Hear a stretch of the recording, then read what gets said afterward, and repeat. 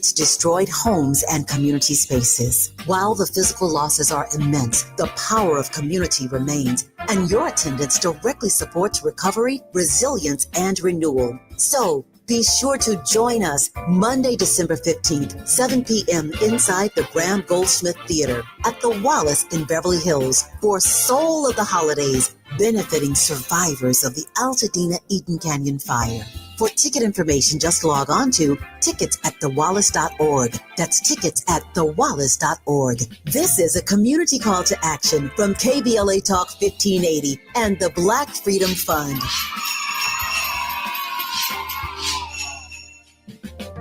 The blackness. Keep on. Never say die. Keep on. Blackness. Keep on. Never say die. Keep on. The blackness. Never say die. Never say die.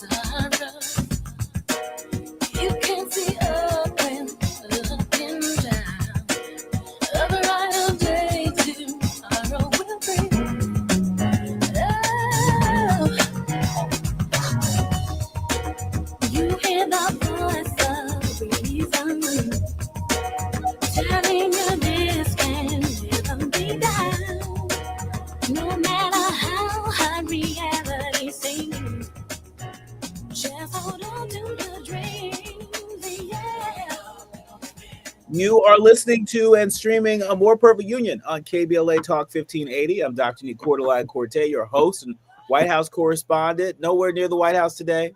Instead, right here with you in afternoon drive time in Los Angeles. As always, I'm in touch, and so you be in touch. Be sure to follow me on all the social media platforms at Dr. Nii-Quartelai. Just type in Dr. Nii-Q, DRNIIQ, and there I am, fresh for you to follow. Also, be sure to download the KBLA app to listen to us live or on demand, or just tell Alexa, if you're feeling fancy, tell Alexa, hey, Alexa, play KBLA Talk 1580. You can just say it just like that, just real sweet, just like that. And Alexa going to play KBLA Talk 1580 just for you. Last but not least, subscribe to A More Perfect Union podcast. That way you won't miss some of our best episodes. Now, listen, I'm just coming back from a turnaround trip to New York City, where I had a chance to really celebrate some of the folks that are finding really creative ways to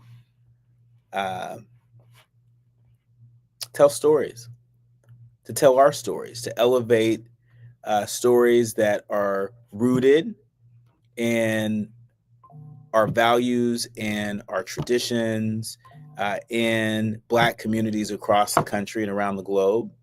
I'm really, really, really proud of Ashley Allison, a friend of mine that I affectionately call Sister Friend, who has acquired The Root. She's the new publisher of The Root.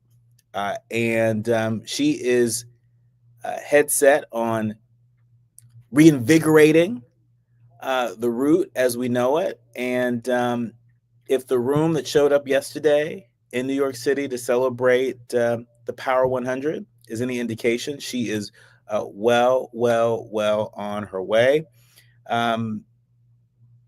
There's an independent media revolution that's afoot. And we here at KBLA, we're a part of that revolution. The Root is a part of that revolution. And so many of the folks that we feature on this show from day to day, leaders on the front lines, they're part of that revolution too. And so you know what that means? That means you, as a leader, learner, and listener, you're a part of the revolution, right? And so I'm here to report that the revolution is rising. Again, if the Root Power 100 is any indication. Now, it's time for your National News Roundup. It's time for you to decide the good, bad, and ugly headlines of the day. And kicking us off, it's worth noting that Maurice Du Bois is exiting CBS. He's leaving the evening news without anchors. CNN is reporting that the CBS Evening News needs a new anchor, and soon Maurice Du Bois, who has co-anchored the storied broadcast alongside John Dickerson since January, he's leaving the network later this month. Dickerson already announced his departure back in October, so this means the unusual co-anchor pairing on the 6:30 News lasted less than a year. The network had no immediate comment on who will succeed Du Bois and Dickerson at the anchor desk, once helmed by Walter Cronkite. Take this in for a minute. I mean, this has been one of the most celebrated positions in journalism. The opportunity to sit at the CBS Evening News desk, the desk of Walter Cronkite, one of the best to ever do it. And the fact that there's no heir apparent, the fact that you have two very skilled journalists still in their prime, stepping away from that desk, it really just sort of creates more questions around the future that CBS and Paramount are heading into. And it also shines a light on how and why this independent media revolution I was just talking about, why it is so important, why it's so important. In other news, it's worth noting that NBC News, they're sort of reading the writing on the wall. And NBC News, they've launched this Common Ground initiative to bridge the partisan divide. That's what they're doing. And so there's a lot happening on the media landscape. But will it work? Who knows? It's worth noting that NBC News is launching Finding Common Ground, featuring bipartisan politicians discussing shared interests across its programs. You can find them on the Today Show, on NBC Nightly News, and Meet the Press. Why are they doing this, you might wonder? Well, audience research has found that viewers want less partisan coverage and more civil dialogue. You don't say. That's leading NBC to make the initiative a major editorial focus. The move reflects, again, an industry-wide effort by mainstream media to counter bias accusations and rebuild credibility among declining viewership. I mean, it's interesting that they're just now leaning into this. This is something that we know for sure. We know that people want civil dialogue, but people also want honest dialogue. And sometimes they overdo it with the false equivalencies. And I think part of how you solve for it is by featuring leaders on the front lines, right? I think sometimes the talking heads get way too much attention.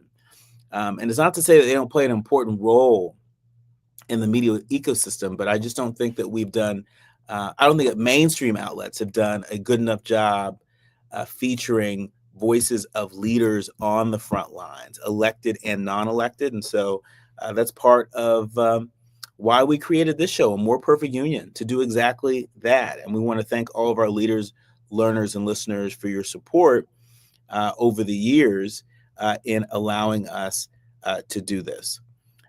Finally, Pennsylvania Governor Josh Shapiro, he's accusing Kamala Harris of trying to cover her you-know-what with blatant lies in her memoir about the 2024 campaign. People magazine reporting that Pennsylvania Governor Josh Shapiro sharply criticized former Vice President Kamala Harris for critical claims that she made about him in her campaign memoir, 107 Days. Now, Harris's book, it detailed the pros and cons that she weighed while vetting Shapiro as her possible 2024 running mate, noting that she was put off by him allegedly hijacking conversation and prematurely pondering how he would decorate the VP residence.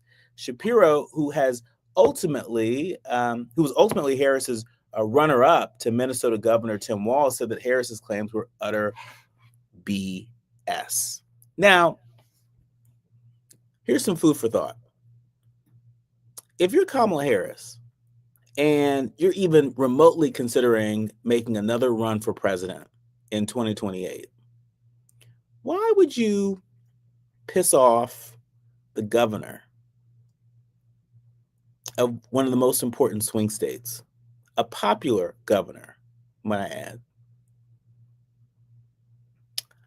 Could it be because you might run, but you may more likely not run for president and instead decide to do something different? I don't know. Just a thought. It's just food for thought. If you have an opinion about that, feel free to get in the More Perfect group chat if you're streaming us live on YouTube. But when we come forward, we're switching gears. I'm really looking forward to welcoming Jeffrey Ward to the show. He is a historian and a screenwriter. He's author of, get this, 20 books. I wrote one. He's written 19 more. What's his secret? I don't know. But he has joined forces with so many folks out there, including Ken Burns, somebody that I celebrate as a storyteller. And we're talking about one of his latest books, When We Come Forward. You're listening to A More Perfect Union on KBLA Talk 1580. You're listening to A More Perfect Union on KBLA Talk 1580. We've got a lot to talk about. We're with Bridget, whose husband won't be home for months, and whose daughter is due any day. We're with Mike, who's leaving home to protect his family and yours. We're with all service members and their families who need community, connection, and maybe a bit of magic. Are you with them? Learn more at uso.org today. It's been said that when someone you love has Parkinson's, you have Parkinson's. The Parkinson's Foundation knows that the disease doesn't just affect the diagnosed. It affects everyone who supports and helps care for them. If you have questions, the Parkinson's Foundation has answers. We can help you understand the disease and give you tips for living a better life. Find your answers at parkinson.org or call 1-800-473-4636. The Parkinson's Foundation. Better lives together. KBLA Talk 1580. We've got a lot to talk about. KBLA Talk 1580, connecting you with services and solutions. The Los Angeles Regional Food Bank is on a mission to fight hunger and provide nutritious food to those in need across our community. They partner with federal, state, and local programs advocating for better policies and funding for critical hunger relief programs like Cow Fresh, the Emergency Food Assistance Program, and the Child and Adult Care Food Program. The food bank works with coalitions and local representatives to make sure hunger is addressed in every district of LA County. They also run nutrition education campaigns, raise hunger awareness, and source nutritious food for distribution, all while supporting regulations that allow food pantries to operate safely. Want to help? Visit lafoodbank.org or call 323-234-3030 to volunteer or find a food bank near you. Together, we can ensure that no one goes hungry in Los Angeles County. This is a community call to action from KBLA Talk 1580.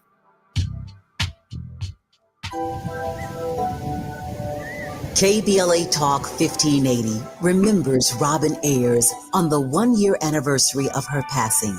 1 year ago this week, we lost a remarkable and vibrant voice. Robin Ayers touched countless lives through her passion, her love, her service, and her smile, which you could see through the radio. KBLA Talk 1580 honors her memory and celebrates the legacy she left behind. Robin, your spirit lives on in every conversation, in every connection, and in every one of us, inspired by your voice. Gone, but never forgotten. KBLA Talk 1580, where voices matter. I'm missing you. Tell me why the road turns. I'm missing you. Tell me why the road turns. We have no permanent friends or permanent enemies. Only permanent interests. As we effort to build a more perfect union. You are listening to and streaming A More Perfect Union on KBLA Talk 1580. I'm Dr. Nii-Quartelai Quartey. I'm really proud to welcome Jeffrey C. Ward. He's a historian and screenwriter. He's the author of 20 books, as I mentioned, including First Class Temperament, The Emergence of Franklin Roosevelt, which won the National Book Critics Award. He's also a winner of the Francis Parkman Prize and was a finalist for the Pulitzer Prize. And he's got a new book that's out. It's called The American Revolution, and a documentary accompanies this. This was written with Ken Burns. It's an intimate history book, and I'm so glad that you're here to talk about it. Welcome to the show. Thanks very much for having me. Well, thanks so much for being here. First things first, how is this democratic experiment? How is this great American experiment? How is it working out so far, historically speaking? That's a good question. I'm glad you have I admire the title of your show. I wish we had one, and we got to work for one. And people talking to each other is the answer to a lot of that. Is it really just a matter of people talking to each other? I think I once read a quote by the great James Baldwin, who said that, I'm paraphrasing, we can disagree on many things, but if the source of your disagreement is my very humanity, then, that's not up for negotiation. It seems to me that when you scroll through your social media feed, when you search for stuff through the internet, it's not hard to find not just a grumpiness out there, but just a meanness out there, a hardening of hearts.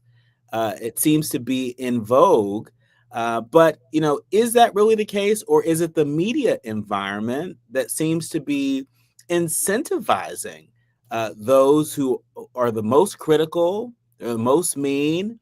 Is the media that's rewarding these folks with more likes and attention? Is that a part of what is creating this toxicity in our democracy? Sure. I think it's both, but I think you get more clicks if you're more outrageous. I mean, I think it's as simple as that. So if you go on the damned internet, forgive me, is just, one person screaming about some theory that has no basis, followed by somebody yelling at them. And the network stuff is now very much like that too. I like the idea of common ground that NBC is trying. We really have to get back to not only talking to each other, but listening to each other. I mean, but it's hard to do when we don't see enough models of that behavior. I mean, I think there were a number of people that have always understood the power of the presidency, but I think we're discovering. Some people are discovering, or maybe rediscovering, the power of the example of the nation's president. Talk to us about how that has shown up in your work, The American Revolution. Of course, you don't focus on just presidents, but presidents oftentimes represent the times. They are, a projection of the people's aspirations, of the people's fears. It's a projection into the national office, the highest office of the land. No? Yeah, I mean, I think one thing we do is we assume that the hostility that we see all around us these days is somehow new. If you go back through history, God knows the Civil War was fierce and savage, and the Revolution. This book is based on Ken's film, which I've been working with Ken for 43 years. I think it's a long time, a lot of films, and again and again you find that we are not a country that is uniformly peaceful, and it was born in blood. the beginnings of this country. It's wonderful to know what our origin story is. Most countries don't know that, but ours is a very complicated one in which the population was divided down the middle. It involved both enormous declarations about freedom and equality and then not living up to them, but setting examples which we still try to fulfill, but out of enormous division. Brother fought brother, families were torn apart. Lots and lots of people left the country after because they had been loyal to the crown, and they couldn't understand how we should overthrow the British. A lot of runaway enslaved people ended up going to Canada rather than stay here. It's an amazing, complicated story, and it just shows that we do go through these periods of real hostility. Then we have a calmer period. Then we go back again. Yeah, I think there's a sort of pendulum. I mean, sometimes it feels like that pendulum is swinging so far back and forth, it's going to fall off. But, I agree. Jeffrey, talk to us about your approach to this work, The American Revolution and Intimate History. As I understand it, you tell the story from the perspectives of ordinary people, soldiers, women, African Americans, Native Americans, loyalists, in addition to the founding fathers. I think that's one major thing that makes this work different. Talk to us about why you and Ken decided to take this approach. We've always done that. We've done that really with all our films. But it's funny. Many years ago, I was the editor of a magazine called American Heritage, which was a history magazine. And I frankly knew nothing about this period. We used to call it short pants history because of the funny clothes that people wore, and wigs and buckled shoes and so on. And it always seemed terribly remote to me. What's true of history is every time you really look at it seriously, with all its complications, you realize that the people are unchanged from us. They had different views and so on, and they knew different things. And we know much more, but they were human beings. And it's the grunts that win wars. It's not the generals, and it's not the founding fathers, and it's not high-minded language that can inspire people to do things. But in the end, it's ordinary people struggling to stay alive and achieve something. And I always find that more interesting. All the founders are in the show and in the book, but they're not the story. The story of 14-year-old kids who decide they're going to join the army and fight for 8 years through unbelievable violence and cold and weather and exhaustion and smallpox and all the things that plagued people then, who somehow beat the most powerful empire in the world. That's a great story. A very great story. I agree. I just hearing you share that, it makes me really think about ordinary people today and ordinary people throughout our history. What is it that you think ordinary people from today can learn from the work and witness of ordinary people, the ordinary people that you captured in this book, The American Revolution and Intimate History? That's a great question. And, people who write history will tell you, if you understand history, you will understand today and so on. I don't think that's true. I don't think history really repeats itself. But I do think that the history we were taught in school, all of us, was very simple-minded, and it's mostly a history of heroes. And those heroes are presented as flawless human beings. We're not flawless, and neither were they. And they didn't know what was going to happen on Tuesday, and we don't either. And the more we understand that those people were flawed human beings who achieved great things is inspiration, seems to me, for us to try to do great things. And so for me, that's why I'm so interested in history. I've done 20 books and 20 films with Ken, and, I hope to keep doing it until they carry me away. But if there's one lesson from history for me, that's it. It's that we too can do great things because they did. We too can do great things. Yeah. But still, I just want to go back to something that you just said, Jeffrey. Mhm. You said you don't believe that history repeats itself. I'm a little bit surprised. I think it, Mark. that- Go ahead. After all of the books that you've written, after all the history that you have captured, the canon of history that you've captured, I'm a bit surprised that a historian like you doesn't think that history repeats itself. Mark Twain said everything wonderful and funny in the world, but he said history doesn't repeat itself, but it chimes. And I think that's accurate. I think that's correct. Sure, there are things that are the same that get repeated, but it's never really the same. They're always, the human beings involved know different things. There's different technology. There's different speed of communication. So in those senses, it's different. But the human beings are the same. I don't want to deny that. Yeah. They're just as good or just as bad or just as in between.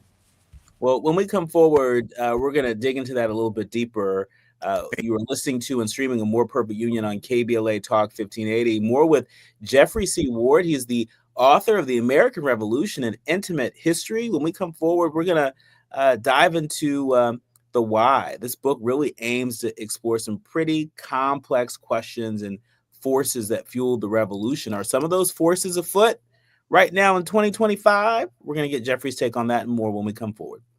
The audience is listening, thought-provoking, eye-opening, heart-rendering. This is where authentic voices meet powerful discussions on culture, community, and change. This is where Black voices matter. He's breaking boundaries, amplifying diverse perspectives, and tackling the issues that matter most to you. You're inside A More Perfect Union with Dr. Nii-Quartelai Quartey on KBLA Talk 1580.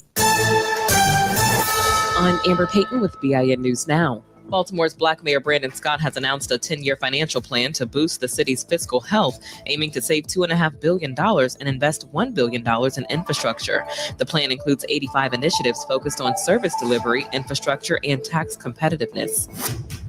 Actress Halle Berry is speaking out against California Governor Gavin Newsom's potential 2028 presidential run after he vetoed the Menopause Care Equity Act. The bill would have expanded coverage for menopause and perimenopause treatment and required provider training. Berry, a vocal women's health advocate and founder of Respin Health, criticized the veto.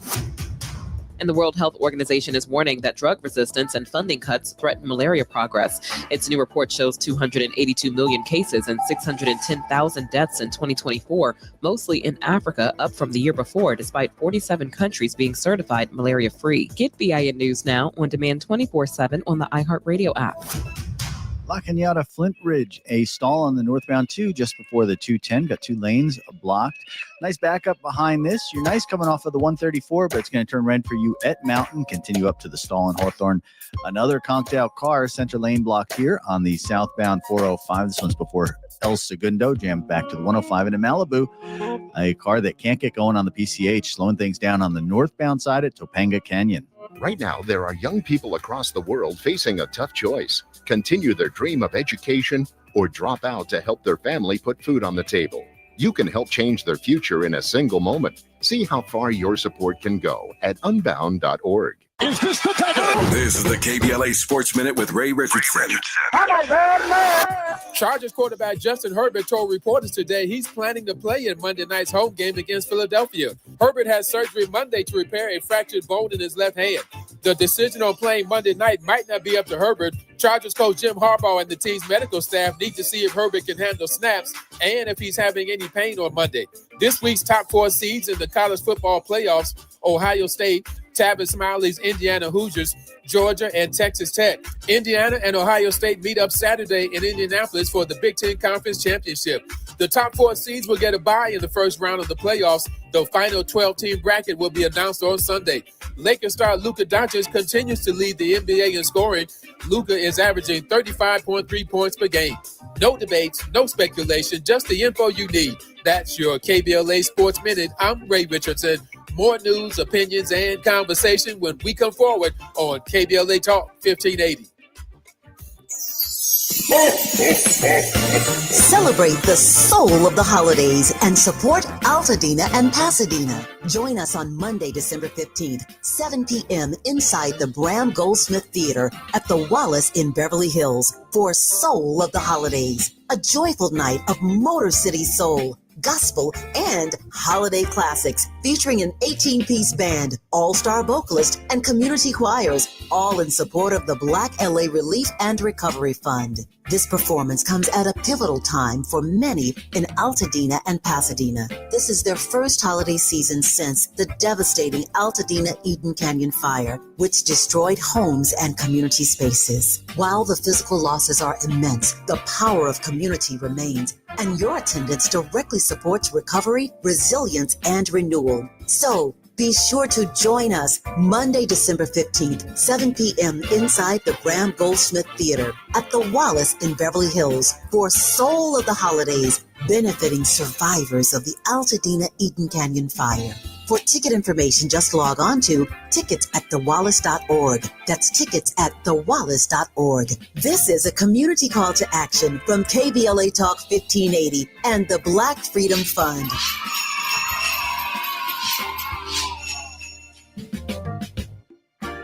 We ask seniors how to prevent Medicare scams.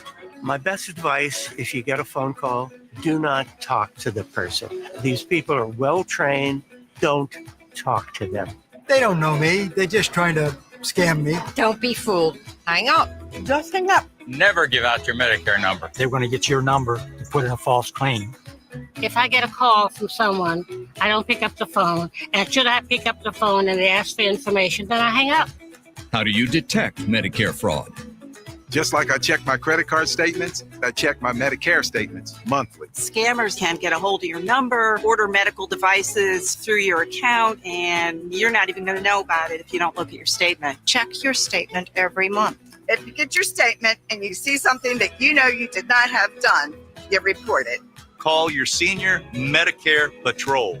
To report Medicare fraud, call the Senior Medicare Patrol at 855-613-7080.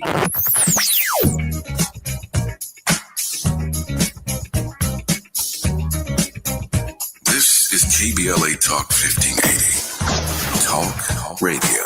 That's music to your ears. We're unapologetically progressive. KBLA Talk 1580. Hit me! National news of consequence, informed opinion, and analysis beyond the headlines. You're listening to A More Perfect Union on KBLA Talk 1580. You're listening to a More Perfect Union on KBLA Talk 1580. I'm Dr. Nii-Quartelai Quartey, and really enjoying this conversation with one of the best historians to ever do it.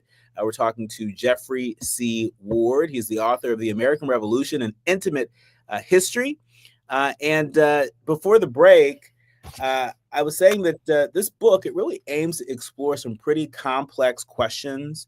I love that it explores these questions through the eyes of ordinary people, which is a hallmark of the work of Jeffrey C. Ward and Ken Burns over the years when you look at their body of work.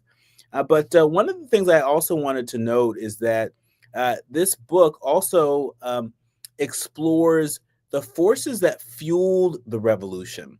And Jeffrey, there are so many movements that are afoot right now in our country, whether you're talking about the MAGA movement, whether you're talking about folks out there that are building healthcare for all movement, especially in light of the government shutdown, the throwdown really around making healthcare more affordable for folks. I could go on and on and on. The LGBTQ movement, the movement for menopausal women, giving them the dignity that they deserve. We were just talking about Halle Berry and her standoff with Governor Gavin Newsom.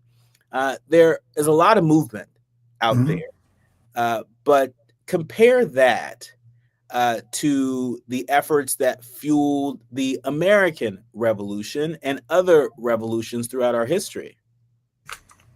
Wow, that's a big assignment. There were a lot of strains that came together to foster the revolutionary movement.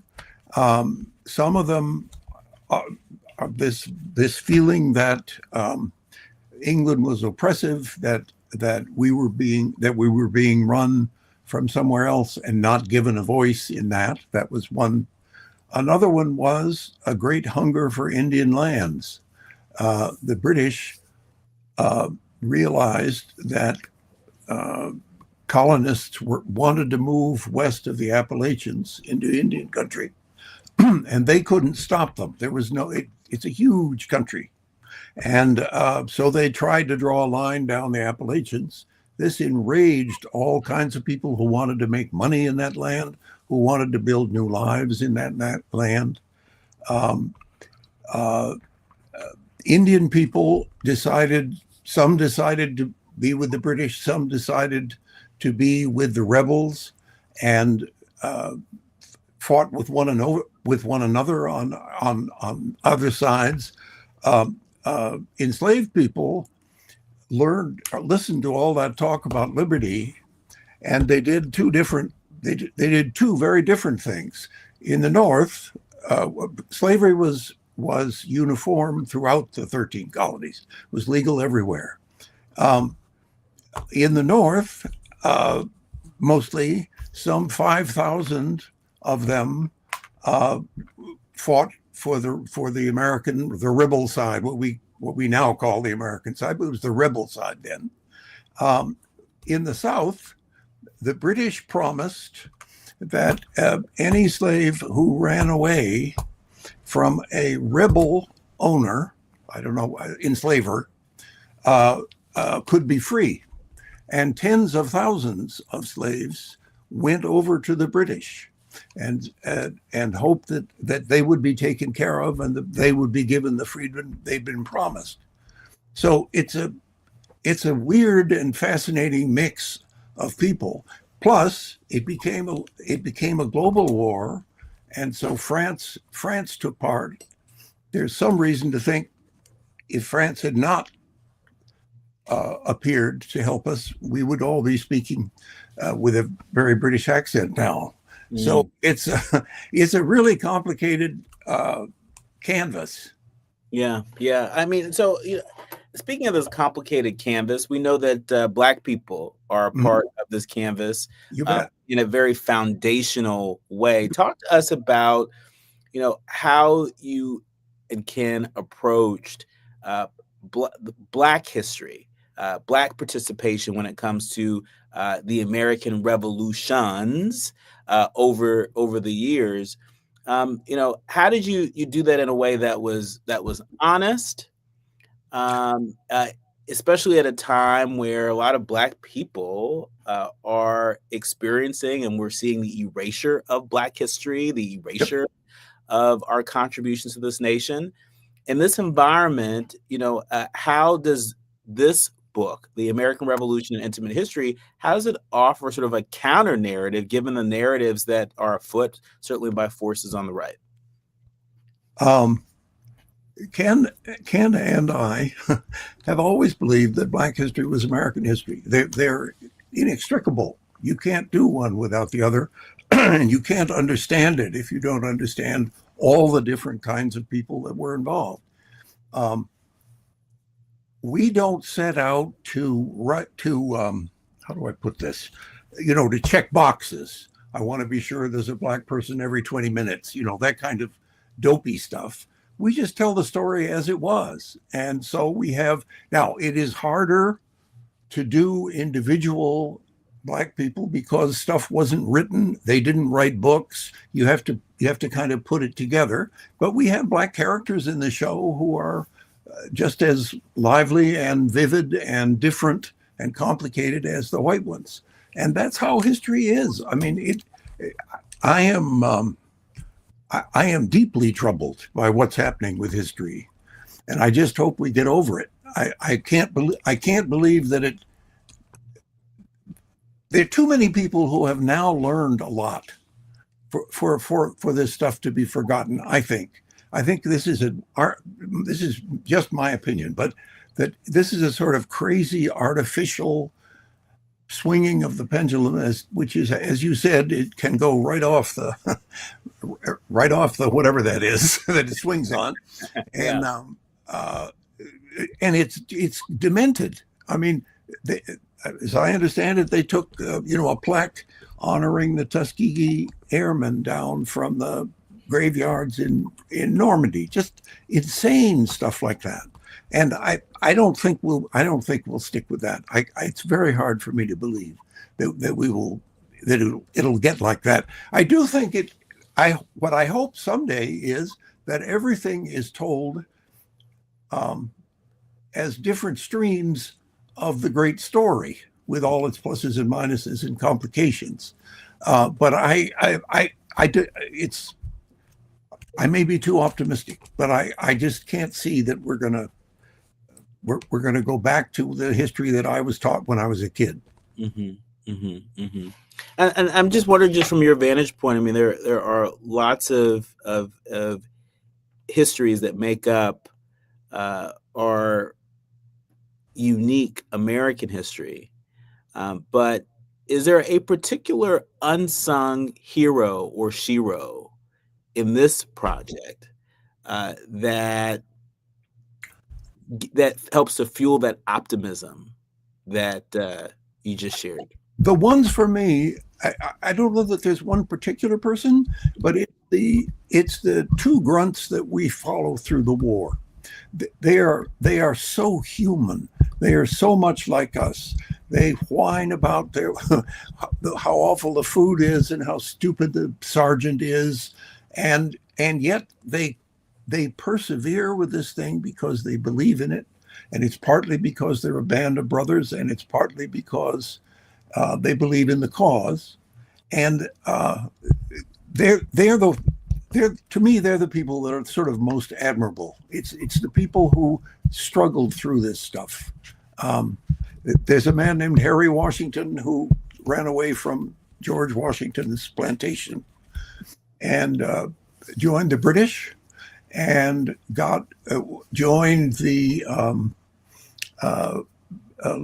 last loyalists who were sort of bottled up in New York at the end of the war, which was the last British outpost. And he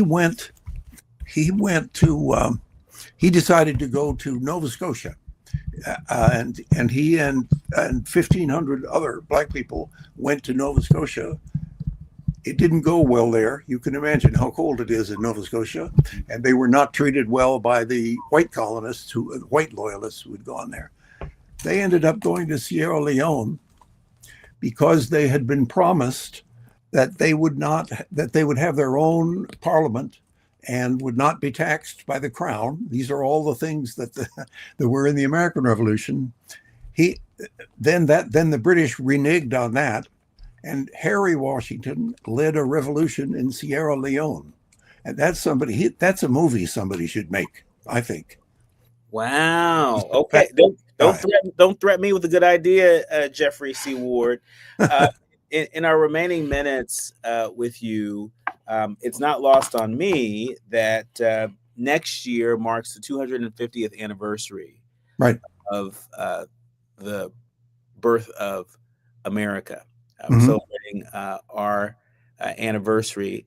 And I'm wondering if you could leave our leaders, learners, and listeners with just one thing that is worth noting as we head into a year that will mark our 250th anniversary. It's also a midterm election year, aka silly season politically. Offer us a gem that we can hold or should hold as we head into 2026. I don't know if it's a gem, but it is. It's my belief that ordinary people can achieve extraordinary things if they put their minds on it and if they work together.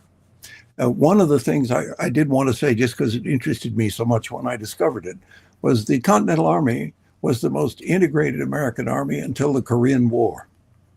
And it gives you some sense of how complicated our history is and how the kind of perfect union that you're hoping for is will only be brought about by ordinary people doing their best.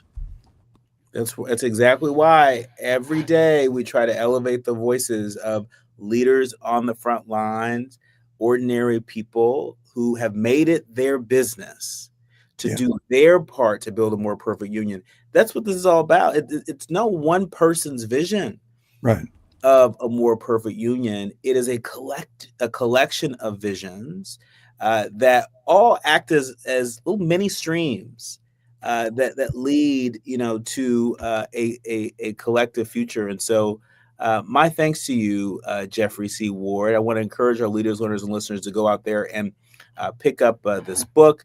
Again, it's called The American Revolution. It's an intimate history. Ken Burns has given us so much over the years, and Jeffrey C. Ward has been joined at the hip with Ken for some 40 years. Y'all know each other really well. We do. We do. And we tell each other every so often, I'm glad to know you. Then we do it again. Well, I'm glad to know you. And you tell Ken that we want to get to know him too. And so he's welcome to come on the show too. We would love to chat with him. I will do that. All right.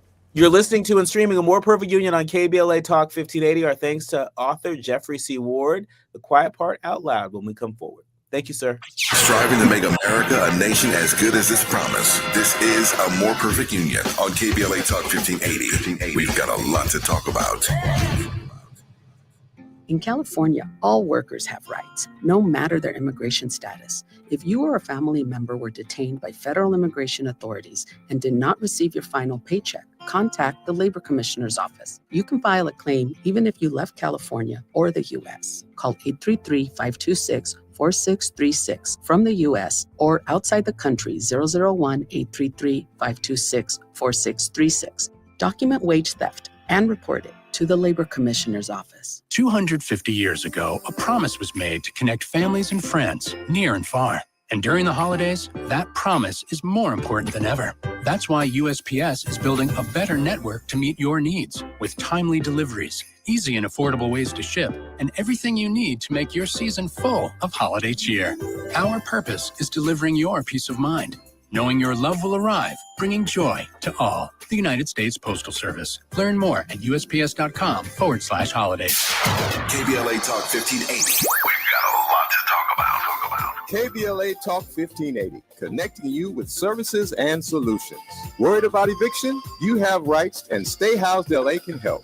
Stay Housed LA is a partnership between LA County, the City of Los Angeles, and local service providers. From Lancaster to Long Beach, we're here to help you with tenant education workshops, legal clinics, free legal services for eligible tenants, and online resources about tenant protection laws. Don't face eviction alone. Call our hotline at 1-888-694-0040. That's 1-888-694-0040. Or visit stayhousedla.org. Stay Housed LA, keeping Los Angeles residents in their homes. Stay Housed LA, your rights, your home, our community. This is a community call to action from KBLA Talk 1580.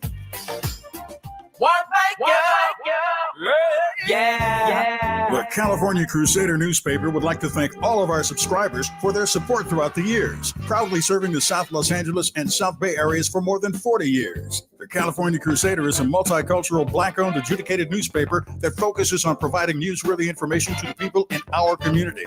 We're constantly looking for ways to assist businesses in our community to connect with our subscribers. We provide low-cost, effective ways to promote your business with our reasonable and affordable advertising rates. You can participate by suggesting, sharing, and submitting your stories on the California Crusader newspaper Community Share Facebook group page, or visit our website at cal-cruise-news.com. That's calcruisenews.com. Then click on the Submit Now button located on the top right corner of the homepage, or text CCN to 42828. Again, text CCN to 42828. the California Crusader newspaper, working together to build a better community for our future. Subscribe today. Notable journalists, industry leaders, lawmakers, change makers, tastemakers, and you, working to build a more perfect union on KBLA Talk 1580. You are listening to and streaming a more perfect union on KBLA Talk 1580. I'm Dr. Nii-Quartelai Quartey, and it's time for the quiet part out loud. And I hope that everyone who is listening receives this as a call to action.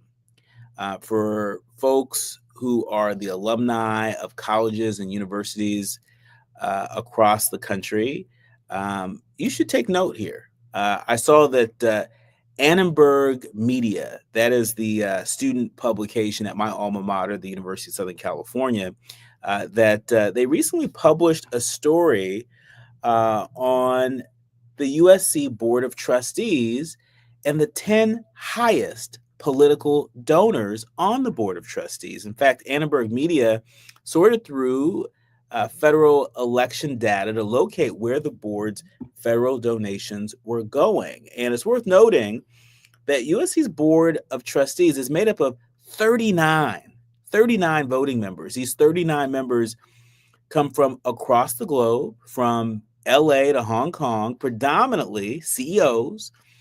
Many of these voting members are among the richest people on the planet.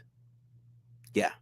A handful of times each year, they convene and make some of the university's most influential decisions. And if you head over to campus, and if you just ask any old student to name a single board member, many of them cannot. But that's not just USC. I think that's a lot of college campuses across the country. My other alma mater, Pepperdine University, I'm sure that that's no different in that regard.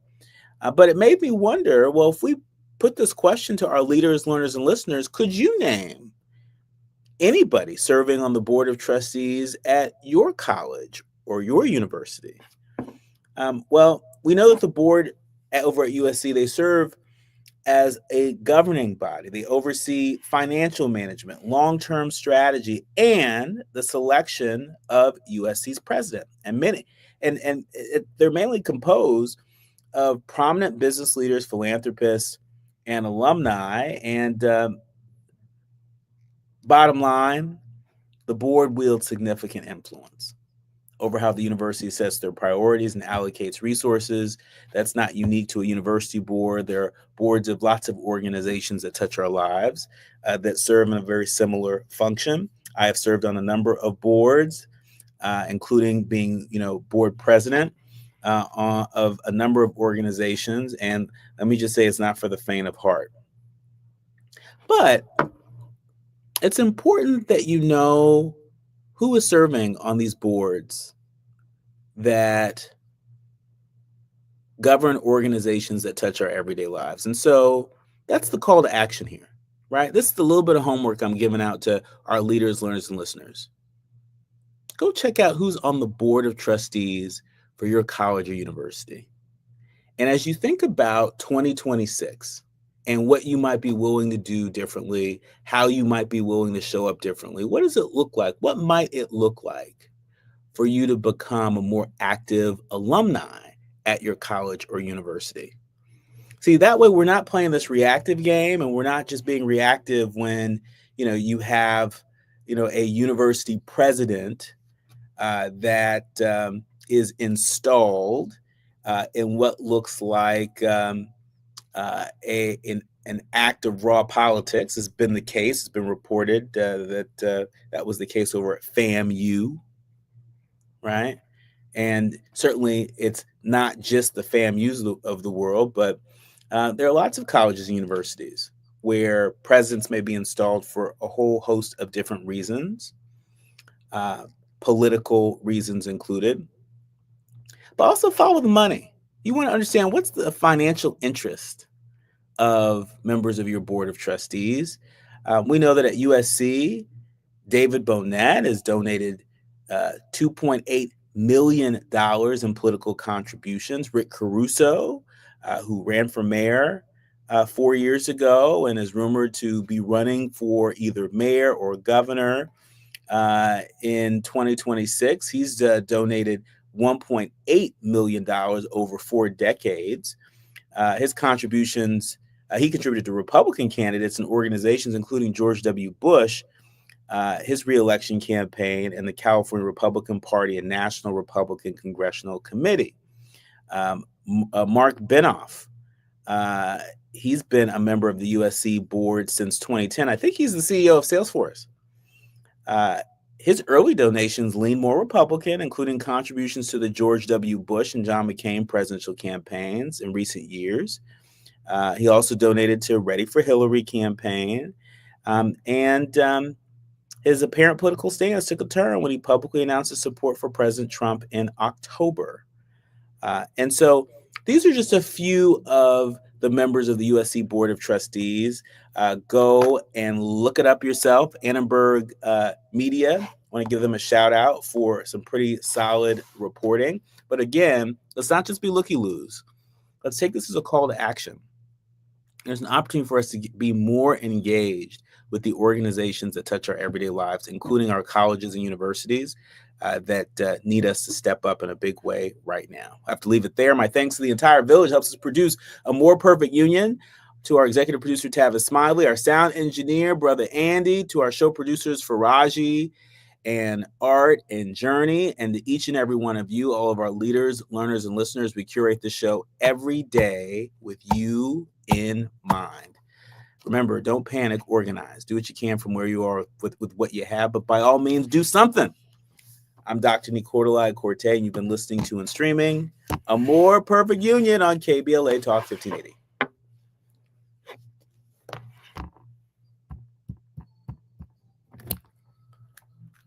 The Detroit Entertainment Innovation Incubator, a $1 million program opening in February 2026 to train local youth in AI, 3D design, and virtual production. The initiative aims to build careers in